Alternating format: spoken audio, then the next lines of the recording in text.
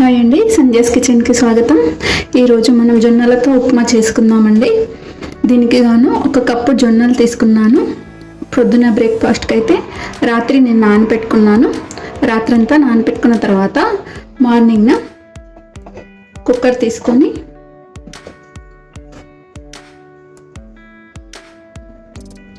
ఇప్పుడు ఈ జొన్నలు కుక్కర్లో వేసుకోవాలి.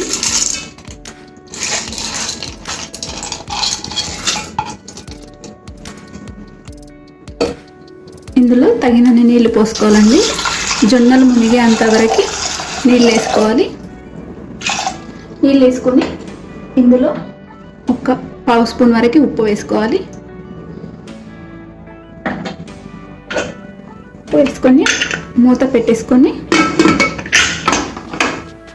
పెట్టేసుకొని ఒక 6 లేదా 7 విజిల్స్ వచ్చే వరకు మనం వీటిని ఉడికించుకోవాలి. ఇప్పుడు మనకి ఉడికిపోయినాయండి, చూద్దాము మూత తీసి.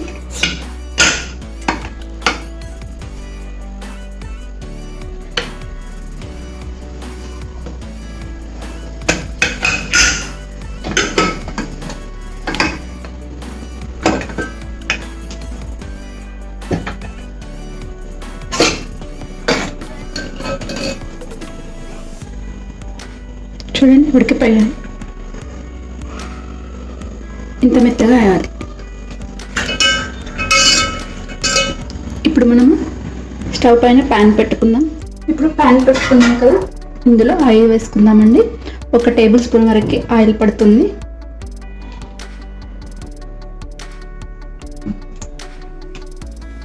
ఆయిల్ వేడైనాక ఇప్పుడు మనకు ఆయిల్ వేడైపోయింది కదా, ఇప్పుడు 1 టీ స్పూన్ వరకు ఆవాలు, అలాగే జీలకర్ర,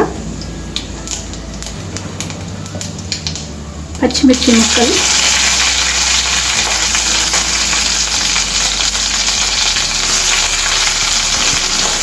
ఉల్లిపాయ ముక్కలు, క్యారెట్ ముక్కలు, కరివేపాకు, ఈ కారంకు తగ్గ మిరపకాయలు వేసుకోండి. ఇవన్నీ వేసుకున్నాక ఇవన్నీ కొంచెం దూరగా వేయించుకోవాలండి.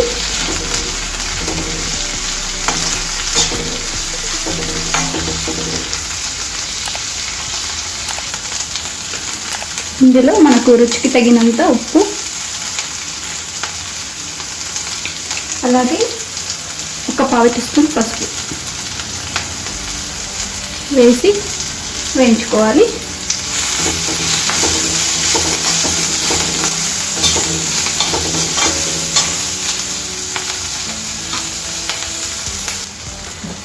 ఇప్పుడు మనకు వేగిపోయినాయి కదా,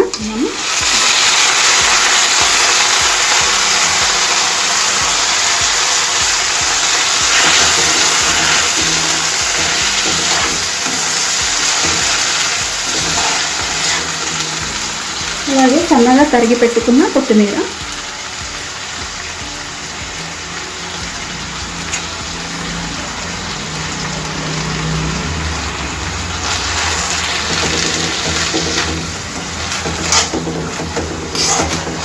జొన్నలు వేసుకున్నాం కదా, 1-2 నిమిషాల పాటు మూత పెట్టి ఉడికించుకోవాలండి. సిమ్ మంట మీద పెట్టి ఉడికించుకోవాలి. ఎక్కువగా ఉడికించుకోవద్దు, ఎందుకంటే అవి గట్టిగా అయిపోతాయి.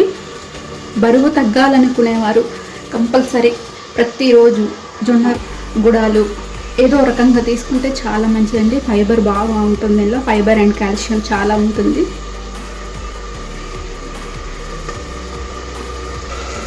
ఇప్పుడు మూత తీసి చూద్దామండి. అయిపోయినాయండి. మనం స్టవ్ ఆఫ్ చేసేసుకొని ఒక ప్లేట్లోకి తీసేసుకున్నాము. పిల్లలు రాగానే సాయంత్రము స్కూల్ నుంచి కాలేజ్ నుంచి వచ్చేసరికి ఇలా చేసి ఇవ్వండి, చాలా బాగుంటాయి. అలాగే రాత్రి నానబెట్టుకుంటే ప్రొద్దున బ్రేక్ఫాస్ట్గా తినొచ్చు, ప్రొద్దున నానబెట్టుకుంటే రాత్రి డిన్నర్లోకి తినొచ్చండి. ఇలా